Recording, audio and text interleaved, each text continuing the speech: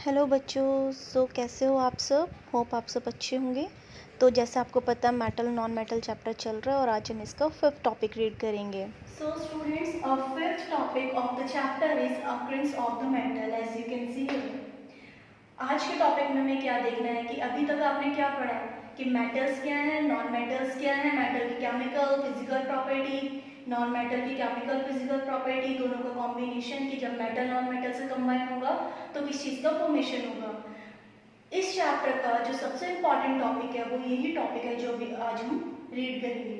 Topic के अंदर हम क्या पढ़ने वाले हैं, सबसे पहले ये जानना बहुत जरूरी है कि मेटल जो हमारा है, मेटल हमारे नेचर में किस फॉर्म से हमें ऑब्टेन होगा। मतलब अगर मैं बात करूं मेटल्स के, इतने सारे मेटल अपने आसपास देखते हैं, कॉपर, एल्यूमिनियम, आयरन, सोडियम।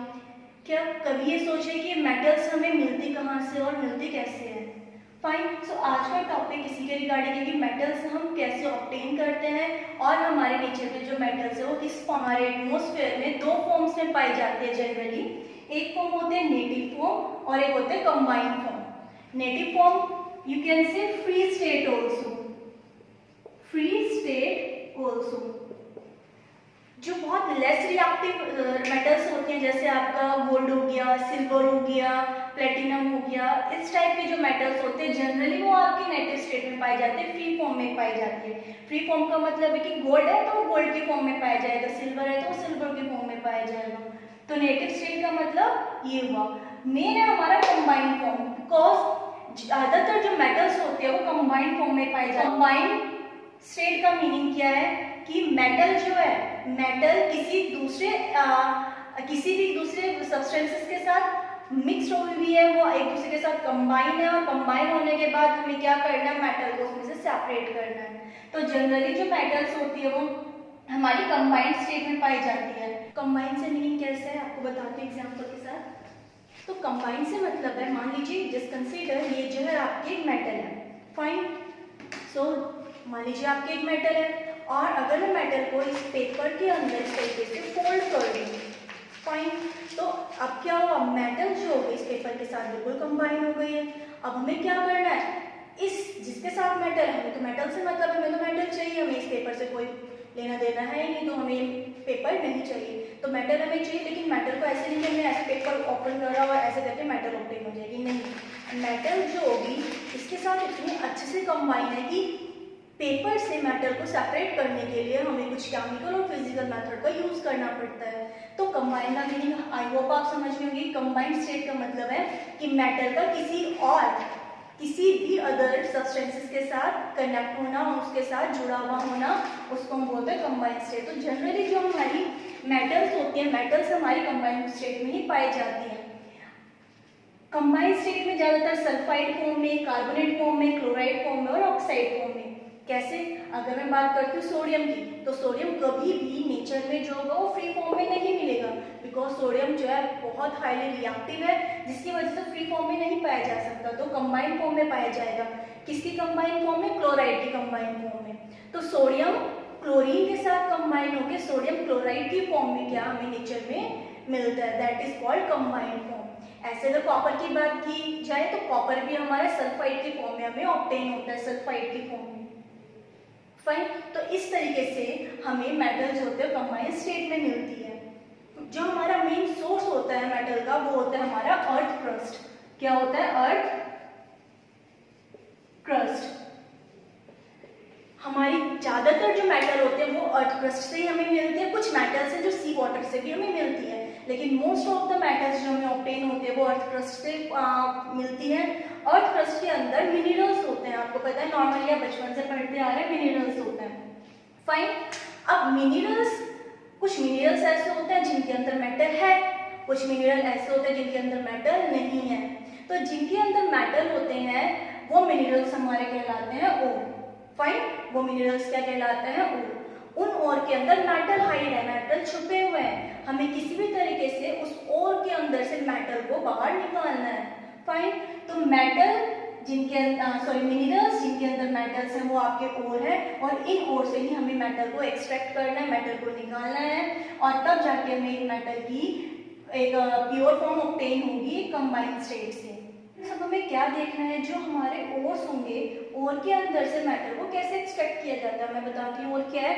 ओर का मीनिंग आप सिंपल ले सकते हैं। मान लीजिए ये आपका स्मॉल से ही आपका एक मेटल है और ये पेपर के अंदर पेपर है, सोच के आप मान लीजिए आपका सोडियम है और ये जो आसपास इसके बॉन्ड है ये आपके क्लोरीन में बॉन्ड है। इस तरीके से भी मान लीजिए आपका सोडियम है और एक चारों तरफ से इस तरीके से क्लोरीन से कंबाइन है, ठीक है। इसी तरीके से मान लीजिए इसके अंदर वो सोडियम है और चारों तरफ से किसी दूसरे मिनरल या किसी और सब्सटेंसेस से क्या है, ये कंबाइन है। अब हमें क्या करना है, ये फॉर्म हमारी और कहलाती है, ये फॉर्म हमारी क्या है, और फॉर्म है।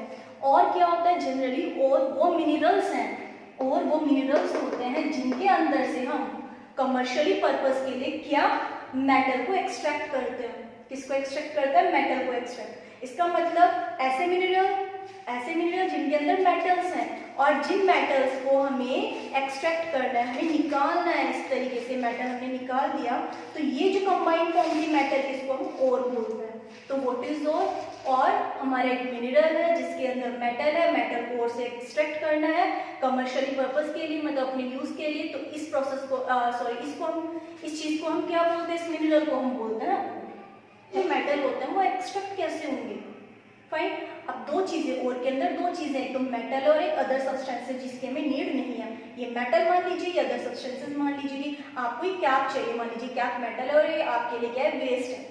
तो हम क्या करेंगे, कुछ मेथड यूज करेंगे, उस मेथड से हमें क्योंकि कंबाइंड फॉर्म में कुछ प्रोसेस केमिकल या फिजिकल प्रोसेस करें जिससे कि ये मेटल इस इम्प्योरिटी से रिमूव हो जाए, इस इम्प्योरिटी से क्या हो जाए, अलग हो जाए। अब ये तो मेटल होगा, ये जो इम्प्योरिटीज हैं, रेस्ट ऑफ द जो इम्प्योरिटीज हैं, जो बाकी की जो वेस्ट मटेरियल या जो भी आपका वेस्ट है, इसको हम बोलते हैं गैस, ठीक है।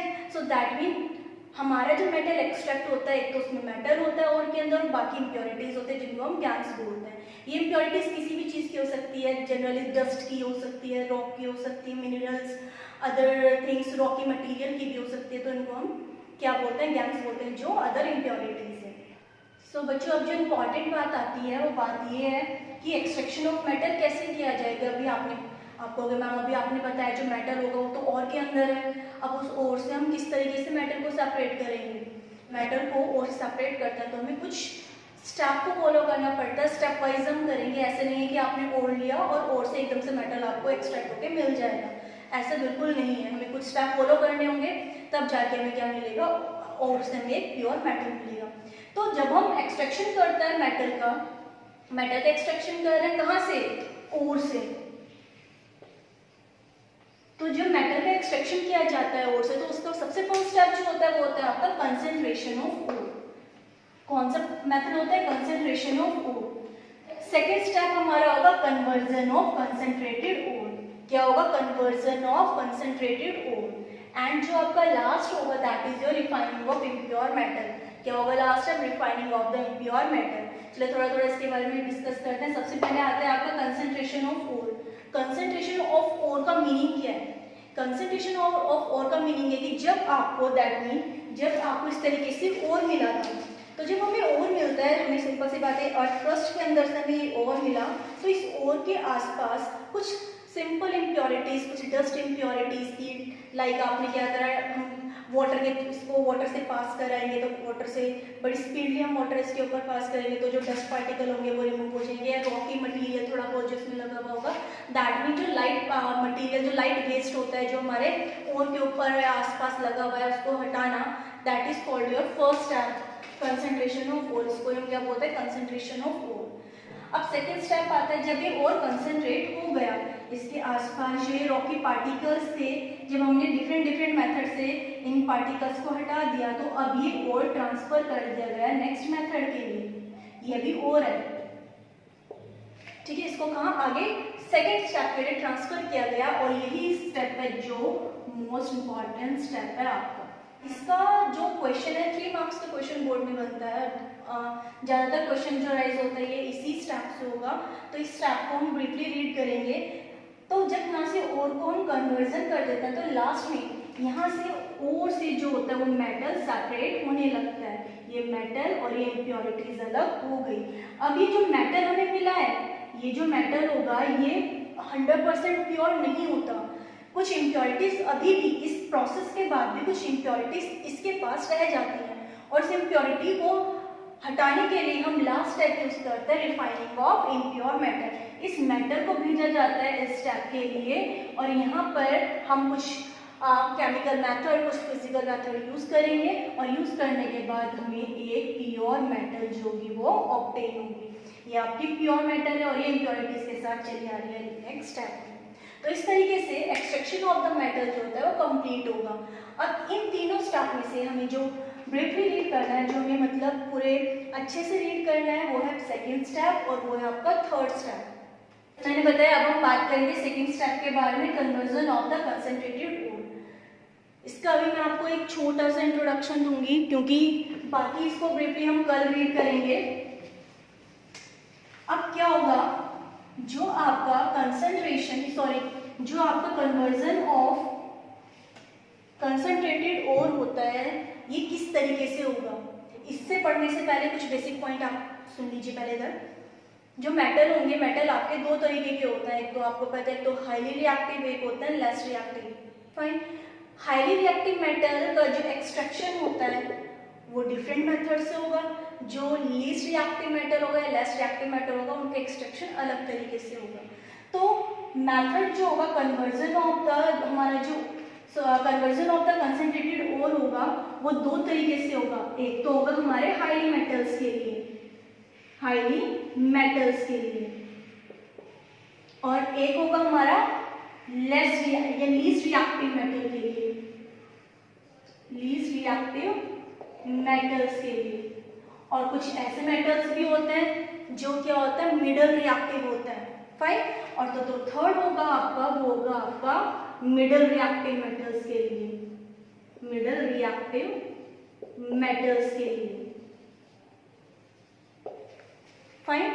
सो कन्वर्जन ऑफ द कंसंट्रेटेड और आपका 3 स्टेप में होगा। सबसे पहले हम हाईली रिएक्टिव मेटल्स के बारे में देखेंगे, कैसे एक्सट्रैक्ट होती हैं हाईली रिएक्टिव मेटल्स, देन हम मिडल रिएक्टिव मेटल्स देखेंगे, और लास्ट में हम लीस्ट रिएक्टिव मेटल्स देखेंगे कि किस तरीके से सेकेंड स्टेप में जो मेटल्स होंगे वो एक्सट्रैक्ट की जाएंगे। तो स्टूडेंट, वीडियो के एंड में ये क्लिप है मेटल्स और मेटल्स की रिएक्टिविटी सीरीज़ की, और ये मेटल्स और उनके केमिकल फॉर्मूले हैं जो बहुत इंपॉर्टेंट है।